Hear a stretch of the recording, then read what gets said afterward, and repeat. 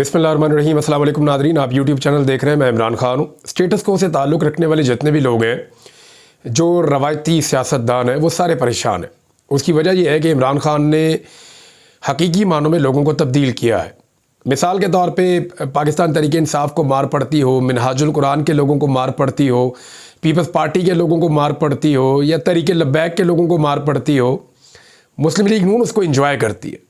उनके वर्कर्स, उनके लोग उसको इंजॉय करते हैं, क्योंकि मियाँ नवाज शरीफ साहब की जो तरबियत है वो ऐसे ही है।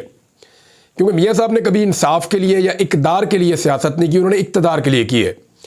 वो दोस्ती भी इक़्तिदार के लिए करते हैं, दुश्मनी भी इक़्तिदार के लिए करते हैं। लेकिन यहाँ पे आप इमरान खान को देखें, उन्होंने एक तब्दीली लाई। पश्तून तहफ़्फ़ुज़ मूवमेंट से पाकिस्तान तहरीक इंसाफ के सख्त इख्तलाफात रहे हैं, अभी तक है। यानी PTM के 2 मेंबर थे जिनके मिल जाने की वजह से वो आखिरी 2 वोट थे कि इमरान खान साहब की हुकूमत गिर गई थी 2022 में। तो पश्तून तहफ़्फ़ुज़ मूवमेंट से कितने तहफ़्फ़ुज़ात होंगे PTI को। फिर हमेशा एक दूसरे पे बहुत तनकीद भी करते रहे हैं। लेकिन जैसे ही फेडरल गवर्नमेंट ने अपनी ताकत इस्तेमाल करते हुए खैबर पख्तूनख्वा पुलिस को और खैबर पख्तूनख्वा की गवर्नमेंट को इस्तेमाल किया और पश्तून तहफ़्फ़ुज़ मूवमेंट के ऊपर एक अटैक किया, जिसका अनाउंसमेंट बाद में बैरिस्टर सैफ ने भी किया और उन्होंने बाकायदा इजहार किया था कि अली अमीन गंडापुर एक बात में तो बड़े समझदार हैं। उन्होंने एस्टेब्लिशमेंट का आदमी ही उनकी अनाउंसमेंट के लिए चुना। उन्होंने कहा जी बैरिस्टर साहब जाने, उसका काम जाने, भी उनकी अनाउंसमेंट है वही कर दे, उनका बंदा ही कर दे। तो अपने आप को उन्होंने अक्लमंदी के साथ पीछे रखा।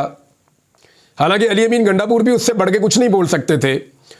मेरी जब उनसे बात हुई थी तो वो ये कह रहे थे कि आईनी नुक्ता नज़र से वो मजबूर है, उनको वफाक के साथ चलना पड़ेगा। अब देखिए, हुकूमत के तकाजे होते हैं, आपने बहुत सारी चीज़ें उनकी माननी होती हैं, आपको पसंद है या नहीं पसंद। तो लेकिन अली अमीन गंडापुर साहब ने इस इशू में जो एक ज़्यादती हो रही थी, इसमें एस्टेब्लिशमेंट का बंदा ही आगे कर दिया, बैरिस्टर साहब, और उसने आगे जो है वो फिर लोगों की को बुछाड़ हुई है। यानी इमरान खान साहब ने अपने लोगों को ट्रेंड किया, रूल ऑफ लॉ के लिए उनको कायल किया, आज़ादी इज़हार राय के लिए कायल किया, हकीकी आज़ादी और जमहूरियत के लिए और ग़ुलामी से आज़ादी के लिए उन्होंने, इमरान खान साहब ने लोगों को तैयार किया। अब पाकिस्तान तहरीक इंसाफ का जो नौजवान है वो इक़्तिदार के लिए नहीं लड़ रहा, वो इंसाफ के लिए लड़ रहा है। अंदाज़ा कीजिए कि PTM के ऊपर अटैक हुआ, खैबर पख्तूनख्वा की अपनी हुकूमत एक वक्त आया कि वो उसको सपोर्ट कर रही थी इस मामले को कि जी कलदम तंजीम है तो हम नहीं कर सकते। हालांकि अभी भी कमज़ोरी ये है कि जो सहाफ़ी गिरफ्तार किए गए उनको अभी तक आज़ाद नहीं किया गया। लेकिन पाकिस्तान तहरीक इंसाफ ने पूरा का पूरा जो है वो पैराडाइम ही शिफ्ट कर दिया इमरान खान साहब की सोच के मुताबिक। यानी जितने नौजवान हैं तहरीक इंसाफ के, चाहे पाकिस्तान के अंदर हैं, चाहे पाकिस्तान के बाहर हैं, चाहे वो रूपोश हैं, चाहे वो सामने हैं, चाहे वो वजारतों पे हैं, वो सारे बोल पड़े, मुराद से ही बोल पड़े। कासिम सूरी ने इसके ऊपर बात शुरू कर दी, शहबाज गिल ने इसके ऊपर बात शुरू कर दी, यहाँ पे जो असम्बलियों के अंदर लोग मौजूद हैं उन्होंने बात शुरू कर दी, जो सूबाई वज़रा है उन्होंने बात शुरू कर दी। तो एक सख्त किस्म का रिएक्शन आया पाकिस्तान तहरीक इंसाफ के कारकुनों का और लीडर्स का, जो इमरान खान साहब के नज़रिए पर खड़े हैं कि ये ज़्यादती है, ये हम बर्दाश्त नहीं करेंगे। ये नहीं हो सकता कि पंजाब में सियासी कारकुनों को मार पड़े तो वो गलत है, और खैबर पख्तूनख्वा में सियासी कारकुनों को मार पड़े तो वो ठीक है। इस्लामाबाद में जो है वो इज्तिमा पे पाबंदी हो तो वो गलत है, लेकिन खैबर पख्तूनख्वा में इज्तिमा पे पाबंदी लगाई जाए तो वो ठीक है। ये नहीं हो सकता। और जिस तरह वो कारकुन खड़े हुए हैं, इससे ये पता चलता है कि कैदी नंबर 804 जो तब्दीली सोच के अंदर लाना चाहता था, कम से कम सोच के लेवल पर वो अपनी लड़ाई जीत रहा है। यानी पाकिस्तान तहरीक इंसाफ के लोग वहाँ पंडाल में गए, लोगों ने जाके नमाज जनाजा पढ़ी। पाकिस्तान तहरीक इंसाफ के लोग जो है वो दुआ करने के लिए गए, जो शोहदा हैं। शाहिद खटक की मैं वीडियो देख रहा था, मेंबर कौमी असम्बली हैं PTI के, और अखोज़ादा यूसुफजई की मैं देख रहा था। ये अस्पताल गए शाहिद खटक, इन्होंने जाकर वहाँ पे मरीजों के साथ इजहार यकजहती किया, उनके साथ खड़े हुए। मैंने इनसे पूछा कि जी आपको कोई, उन्होंने कहा यार जो पख्तून है उसको लगी है चोट, हमारे सूबे के लोग हैं, हमारे हलकों के लोग हैं, अब वो किस पार्टी से ताल्लुक़ रखते हैं या उनकी सोच क्या है ये एक अलग बात है। भाई ज़्यादती हुई है, जुल्म हुआ है, रियासती जबर का शिकार हुए हैं जो हम भी हो रहे हैं, तो हम तो जाके उनके साथ खड़े होंगे। और यही हमने सीखा है गुज़िश्ता 2-2.5 साल में। यानी नवाज शरीफ साहब पाकिस्तान से बाहर अपनी मर्जी आपके तहत जिला वतन होते रहे, पीपल्स पार्टी के लोग होते रहे, जेलों में जाते रहे, अपनी करप्शन पे पीपल्स पार्टी के लोग जाते रहे। इन लोगों ने तकालीफ देखी ज़िंदगी में, लेकिन सीखा कुछ नहीं। आज भी अपने मुखालिफिन को ताकत के बलबूते पर कुचल रहे हैं। आज भी ताकत के बलबूते पर मुखालिफिन की औरतों को, बच्चों को, बुजुर्गों को, नौजवानों को लगातार टॉर्चर का निशाना बना रहे हैं। स्टेट की ब्रूटल पावर को यूज कर रहे हैं। आज भी वही कर रहे हैं। इन्होंने कख नहीं सीखा, लेकिन पाकिस्तान तहरीक इंसाफ ने सीखा है। बड़ा आसान था, एक पॉलिटिकल अपोनेंट है, उसको कुचल देते पूरी ताकत के साथ खैबर पख्तूनख्वा में और इल्जाम डाल देते वफाकी हुकूमत पे, लेकिन उन्होंने ऐसा किया नहीं। अली अमीन गंडापुर ने बुलवाया एक जरगा और उनकी दावत के ऊपर मोहसिन नकवी भी गए और गवर्नर खैबर पख्तूनख्वा भी और एमन वली खान भी और बाकी लोग जो भी मुख्तलिफ पॉलिटिकल पार्टीज़ की अमीर मुकाम वगैरह सारे वो वहाँ पे गए। और जाने के बाद उन्होंने एक प्रेस कॉन्फ्रेंस भी की। उसके बाद जो अंदर खबरें आई हैं मैं आपके साथ शेयर कर देता हूँ। तो ये तो अली अमीन की कामयाबी है कि उन्होंने सारे स्टेक होल्डर्स को बिठा लिया और वहाँ से ये कॉन्सेंट ले ली कि जी मैं अब पीटीएम वालों के साथ मैं जरगा करता हूँ। तो उन्होंने कहा जी मुझे ज़मीन पे भी बैठना पड़ा मैं बैठ जाऊँगा, उनके साथ बात करूँगा, मैं तशद्दुद के रास्ते पे नहीं जाना चाहता, मैं सूबे में अमन रखना चाहता हूँ और मैं पुरअमन तरीके से उनके साथ बातचीत करूँगा, कोई रास्ता निकालूंगा। अब गंडापुर साहब जो हैं वो मुज़ाकरात करेंगे पीटीएम के लोगों के साथ या जो पश्तून कौमी जरगा के लोग हैं उनके साथ मुज़ाकरात करेंगे। इधर इन्होंने बैठ के इनके साथ प्रेस कॉन्फ्रेंस की और शुक्रिया अदा किया सबका और उन्होंने कहा पुरअमन हल निकालेंगे। और मोहसिन नकवी साहब ने भी वहाँ पे कुछ बातें की। उन्होंने कहा जी पहले अली अमीन का मौक़िफ़ कुछ और था कल और फिर आज इनका मौक़िफ़ कुछ और है। यानी यहाँ पे भी मोहसिन नकवी साहब के अंदर का जो डिक्टेटर है वो मौजूद था और उन्होंने अली अमीन गंडापुर के पास आकर भी वही बातें की जो बातें वो पहले कर रहे थे। उन्होंने कहा जी गंडापुर ने पहुँचना था डी चौक और हमने गंडापुर को पहुँचने से डी चौक में रोकना था, तो वहाँ पे जो कारकुनान मौजूद थे उनसे आप पूछ लें कि अली अमीन गंडापुर कब आए थे डी चौक। अच्छा इन्होंने ये बात की ना तो हमें वैसे तासुर यही था कि गंडापुर साहब डी चौक में गए थे। मैंने वहाँ पे बहुत सारे सहाफ़ी उनसे पूछा तो उन्होंने बताया नहीं ये डी चौक में कभी भी नहीं आए। अली अमीन गंडापुर साहब डी चौक में कभी भी नहीं आए, ये मुझे बहुत सारे सहाफ़ियों ने कहा। और ये वो सहाफ़ी हैं जो वहाँ पे मौके पर मौजूद थे। उन्होंने कहा जी डी चौक में तो लड़ाई हो रही थी, तो गंडापुर साहब जो है वो जो एक परला रोड है उधर से आए, प्रेस क्लब वाली साइड से गए, कुछ ना एवेन्यू है वहाँ कुछ चाइना चौक है उस तरफ को गए थे और वहाँ पर रुकने के बाद फिर ये चले गए खैबर पख्तूनख्वा हाउस। ये मुझे बहुत सारे सहाफ़ी ये कह रहे थे। आज मोहसिन नकवी ने भी यही बात की है, मैंने दोबारा कंफर्म किया तो उन्होंने कहा जी डी चौक नहीं आए। अब इस पर अली अमीन गंडापुर साहब का बिल्कुल राइट है कि वो कोई मौक़िफ़ देना चाहें या उनके पास कोई सबूत है तो वो दें। मैं ज़रूर इस प्लेटफॉर्म पे चला दूंगा कि गंडापुर साहब जो है वो पहुंचे थे डी चौक में। अब नाज़रीन जो लोग पहले धमकियां लगाते थे सियासतदानों को, सियासी वर्कर्स को, सोशल मीडिया एक्टिविस्ट को, ब्यूरोक्रेसी को, पाकिस्तान तहरीक इंसाफ के लोगों को, सरकारी अहदेदारों को और हुकूमत को, एस्टेब्लिशमेंट के ईमा के ऊपर जो लोग धमकियां लगाते थे वो जो लोग हैं ना वो अब जजों को धमकियां लगाना शुरू हो गए हैं। यानी एक एस्टेब्लिशमेंट के बहुत करीबी सहाफ़ी फरमा रहे हैं कि चीफ जस्टिस जो आने वाले हैं मंसूर अली शाह साहब, उनके बारे में जनाब उनका मौक़िफ़ आया और मैं हैरान हो गया कि ये अब इतनी दीदा दलेरी है कि धमकियां ऐसे लगवाई जाती हैं। धमकी जनाब ये आई है कि मंसूर अली शाह कोई एडवेंचर नहीं करेंगे और अगर करने की कोशिश करेंगे तो उसके नताइज बहुत सख्त होंगे। अंदाज़ा कर लीजिए कि हालात कहाँ पहुँच गए हैं और मामला कहाँ तक पहुँच गया है। इमरान खान साहब की जो तीसरी बहन है, 2 बहनें उनकी गिरफ्तार हैं और हैरत की बात यह है कि वो दोनों वहाँ पे निहत्ती मौजूद थीं, दोनों अलग अलग तरफ मौजूद थीं, अकेली अकेली मौजूद थीं। उनके साथ कारकुन भी नहीं थे कि दफ़ा 144 का नफाज हो जाता और उनको वहाँ से अरेस्ट किया गया। उनके पास से कोई चीज़ बरामद नहीं हुई, ना उनके पास से कोई माइक्रोफोन बरामद हुआ जिसमें वो बोलते हैं। लेकिन अब पुलिस कह रही है जी वो भी बरामद करना है, फिर अब कह रही है धमाका खेज मवाद इन दहशतगर्दों से हमने बरामद करना है। उनका रिमांड पे रिमांड अदालत देती जा रही है। दोनों खवातीन जो हैं उनकी उम्र 70 साल से ज़ायद है। ये है जी पाकिस्तान में निज़ाम इंसाफ और जजेस रिमांड पे रिमांड देते चले जा रहे हैं। आज फिर उनका 2 दिन का रिमांड हो गया और जज ने उन्हें मशवरा दिया कि जनाब आप अपने मोबाइल का पासवर्ड दे क्यों नहीं देती। मामला ये है उनके ऊपर कोई FIA का मुकदमा थोड़ी है, उनके ऊपर तो मुकदमा पुलिस का है। और क्या खवातीन के मोबाइल के पासवर्ड मांग के खवातीन के मोबाइल भी अब चेक किए जाएंगे इस मुल्क में? पूरा पाकिस्तान जानता है कि उनका भाई साबिक वज़ीर आज़म है, सब जानते हैं वो घरेलू खवातीन है, उनका पॉलिटिक्स से ताल्लुक़ नहीं है, वो अपने भाई के लिए निकलती हैं एहतजाज करने या जेल में मिलने के लिए, कभी कभी अपने भाई का पैगाम भी बाहर सुना देती हैं। आज भी उन्होंने कहा जी हमें आप अंदर रख लें, बेशक हमारे भाई को छोड़ दें। तो बहनों का भाई के लिए प्यार है ना। अब देखें, इस पूरे ख़ानदान को अंदर किया हुआ है, किसी सियासतदान के साथ ऐसा नहीं हुआ।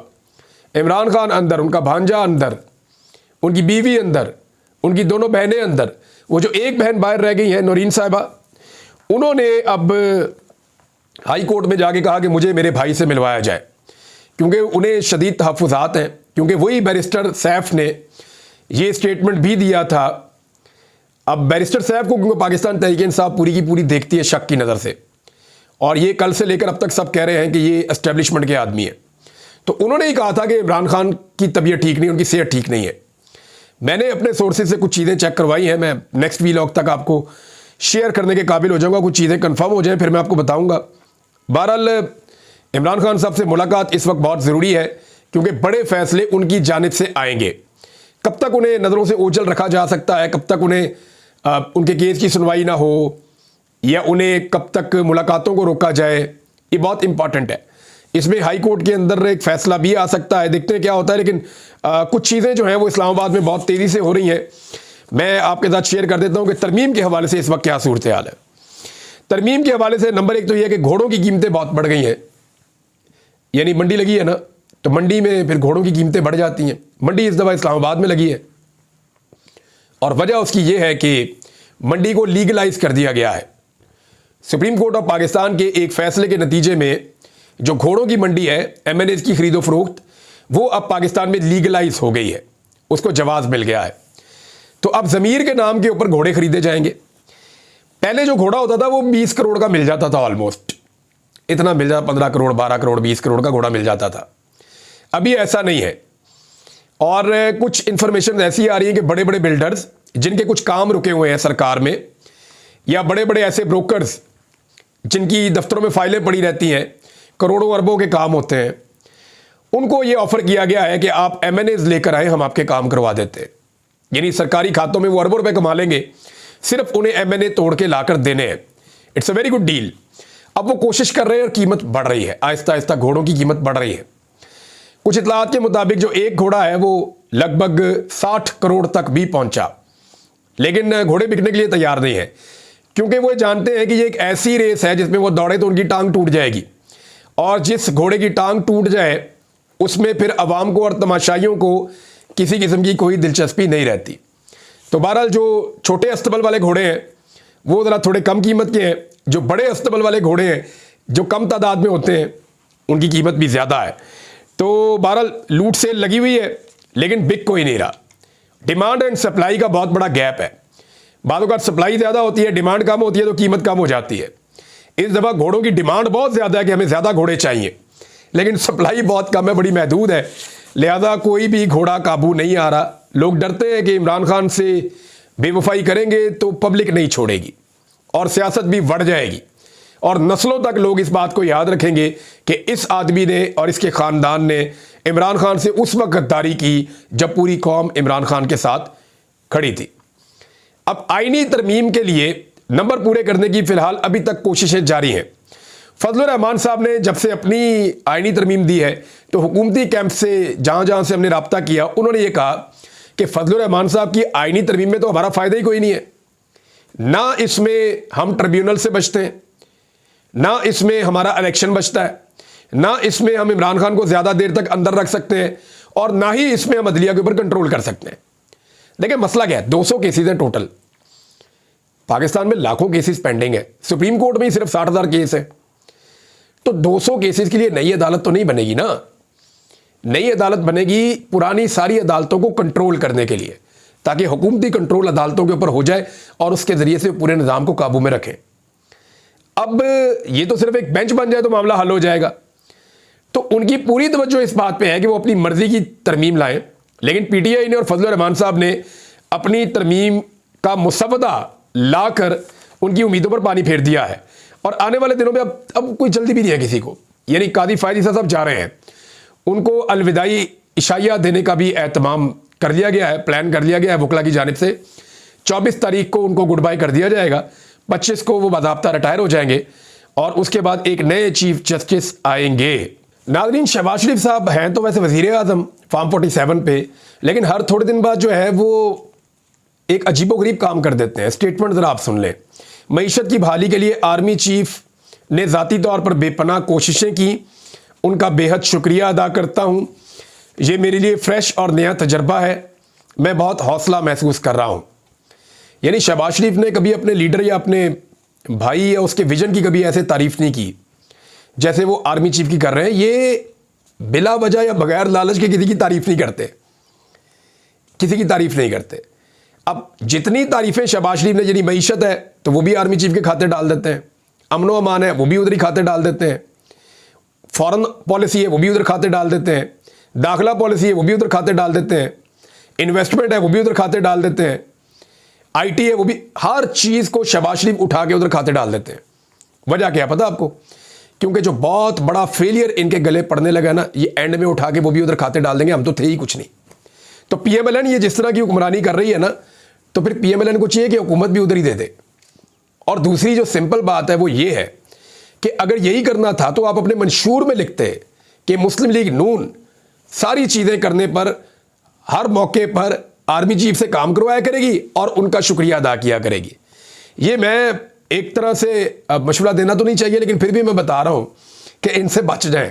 इन्होंने सारा मलबा जो है वो मिलिट्री पे डाल देना बाद में। अपनी सारी नालायकी, अपनी सारी जो इन्होंने की है पाकिस्तान की मईशत की तबाही, वो सारी ये डाल देंगे बाद में इदारों के खाते में और ख़ुद चुप करके निकल जाएंगे। एक और कुछ मेरे पास डेवलपमेंट्स हैं सुप्रीम कोर्ट ऑफ पाकिस्तान के फैसले के हवाले से, वो मैं आपके साथ शेयर करूंगा। लेकिन लोगों को अगवा करने का सिलसिला एक मरतबा फिर तेज़ हो गया है और सबसे पहले जो है वो यानी मुख्तलिफ लोगों को अगवा किया गया। आगा सरवर को अगवा किया गया।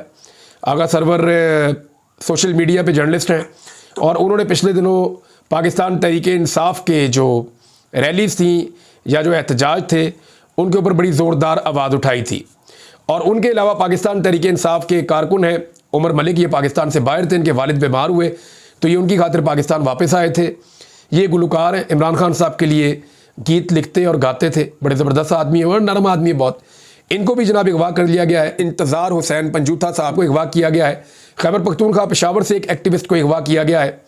तो लोगों को अगवा करने का सिलसिला एक मरतबा फिर तेज़ हो गया है। अब इस मुल्क में या तो सरमायाकारी होगी या फिर अगवाकारी होगी। ये फ़ैसला जो करने वाले फ़ैसला साज वो कर लें कि वो क्या चाहते हैं कि इस मुल्क में क्या हो। अब तक के लिए इतना ही। अपना ख्याल रखिएगा, अपने इस चैनल का भी। अल्लाह हाफ़िज़।